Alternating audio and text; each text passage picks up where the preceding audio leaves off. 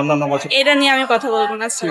Higher math পরীক্ষা জটিল ছিল না, তবে কোশ্চেনে ভুল ছিল, যেটার জন্য আমিও কিছুটা নার্ভাস হয়ে যাই। কারণ কি আমার যেটা অ্যান্সার আসছিল কোশ্চেনে দেখলাম যে সেটা অ্যান্সার না, তো অ্যান্সার মিলে নাই। পরে শুনলাম যে যেহেতু কোশ্চেনটা ভুল সেহেতু মার্কস দিয়ে দেওয়া হবে, তো এটা নিয়ে আমি খুব টেনশন ছিলাম। আচ্ছা, তাহলে ওই প্রশ্নটা ভুলের কারণে অনেকে ওই জায়গাতে অনেক সময় লস করেছে বা অনেক সময় ধরে আসলে ওই প্রশ্নের উত্তর করার চেষ্টা করেছিল, যে কারণে তারা পরবর্তীতে আর আগাতে পারেনি, এমনটাই হয়েছিল মনে হয়। কিছু কিছু মানুষের ক্ষেত্রে এমন হতে পারে, কিন্তু আমি যেহেতু যখনই দেখেছি যে আমার একটু মানে খটকা লাগছে কিংবা মনে হচ্ছে যে এখানে ভুল আছে, তখনই আমি অন্য কোশ্চেনে মুভ করেছিলাম, যেগুলো আমি ইজিলি অ্যান্সার করতে পারবো। আপু এই সামনের বছরে দিনে কি করতে চান?